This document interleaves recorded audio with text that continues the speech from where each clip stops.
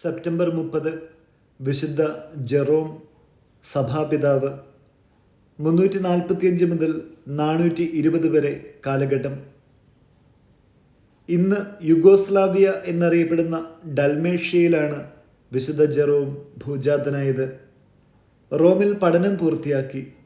ബാല്യം മുതലേ അദ്ദേഹത്തിൻ്റെ ജ്ഞാനദാഹം തീവ്രമായിരുന്നു. ഗ്രീക്കും ലത്തീനും നന്നായി പഠിച്ചു. വ്യാകരണകർത്താവായ ഡൊണാത്തൂസ് ആയിരുന്നു അദ്ദേഹത്തിൻ്റെ ഗുരു. ലൗകായധികത്വവും ആശാപാശങ്ങളുടെ വിഹാരവും ആ വിദ്യാഭ്യാസത്തിൻ്റെ ഒരംശമായിരുന്നു. ഡമാസൂസ് മാർപ്പാപ്പയ്ക്ക് ജെറോം എഴുതിയിട്ടുള്ള ഒരു കത്തിൽ നിന്ന് അദ്ദേഹം റോമായിൽ വെച്ച് ജ്ഞാനസ്നാനപ്പെട്ടുവെന്ന് മനസ്സിലാക്കാം. റോമായിൽ വെച്ച് അദ്ദേഹം സ്വന്തമായി ഒരു ഗ്രന്ഥശേഖരമുണ്ടാക്കി.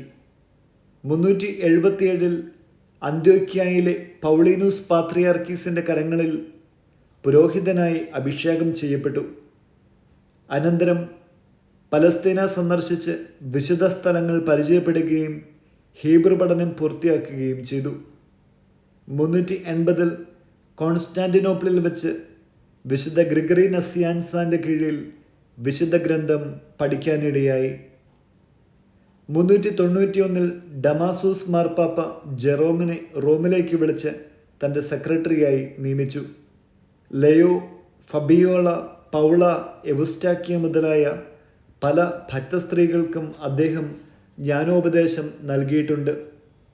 റോമയിൽ വെച്ച് വിശുദ്ധ ഗ്രന്ഥത്തിൻ്റെ പരിഭാഷയ്ക്ക് ഹീബ്രു മൂലത്തെ ആധാരമാക്കി തിരുത്തലുകൾ വരുത്താൻ ഡമാസൂസ് മാർപ്പാപ്പ ജെറോമിനെ ഏൽപ്പിച്ചു.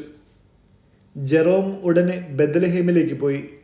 തൻ്റെ ഏകാന്ത വാസസ്ഥലത്ത് നിന്ന് 30 വർഷത്തേക്ക് വിശുദ്ധ ഗ്രന്ഥ വ്യാഖ്യാനങ്ങൾ മുതലായ വിശിഷ്ട ഗ്രന്ഥങ്ങൾ ക്രിസ്തീയ ലോകത്തിന് സമർപ്പിച്ചുകൊണ്ടിരുന്നു. ജ്ഞാനം, പ്രഭാഷകൻ, ബാറൂക്ക്, മക്കബയാർ എന്നീ ഗ്രന്ഥങ്ങളൊഴികെ ഇതര പഴയ നിയമ ഗ്രന്ഥങ്ങൾ ഹീബ്രുവിൽ നിന്നും അരമായിക്കിൽ നിന്നും പുതിയതായി പരിഭാഷപ്പെടുത്തി. പുതിയ നിയമം വായിച്ച് പരിഭാഷ പരിഷ്കരിച്ചു. 18 കൊല്ലം കൊണ്ടാണ് ഇത്രയും ചെയ്തത്. ഇങ്ങനെയാണ് വളരെ പ്രചാരത്തിലായ ലത്തീൻ പരിഭാഷ അഥവാ വുൾഗാത്ത വിശുദ്ധ ഗ്രന്ഥ പരിഭാഷ നിലവിൽ വന്നത്. ജെറോമിന് അജ്ഞാതമായിട്ടുള്ളതെന്തെന്ന് ഒരു മനുഷ്യനും അറിഞ്ഞുകൂടാ എന്നാണ് വിശുദ്ധ അഗസ്റ്റിൻ പറയുന്നത്. ജെറോം ആത്മാർത്ഥത നിറഞ്ഞ ധീരതയുള്ള ഒരു മനുഷ്യനായിരുന്നു. നിർഭയനായ ഒരു വിമർശകനായിരുന്നു. ഒരു സാധാരണ മനുഷ്യനുള്ള സാൻമാർഗിക പ്രശ്നങ്ങളെല്ലാം അദ്ദേഹത്തിനുണ്ടായിരുന്നു.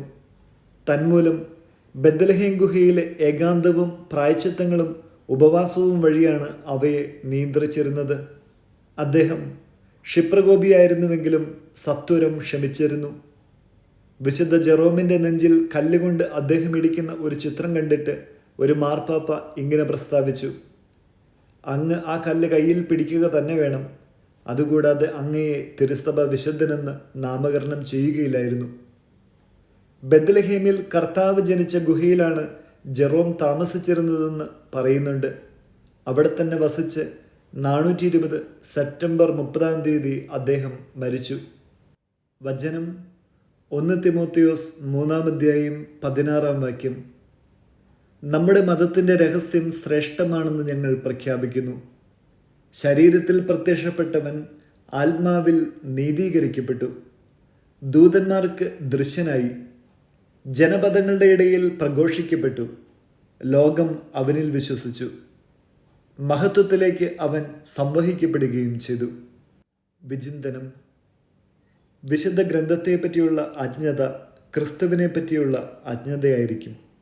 സദാ എന്തെങ്കിലും ചെയ്തുകൊണ്ടിരിക്കുക. എങ്കിൽ ദൈവമാകട്ടെ പിശാചാകട്ടെ നിന്റെ അടുക്കൽ വരുമ്പോൾ നിന്റെ കരങ്ങൾ നിറഞ്ഞിരിക്കും.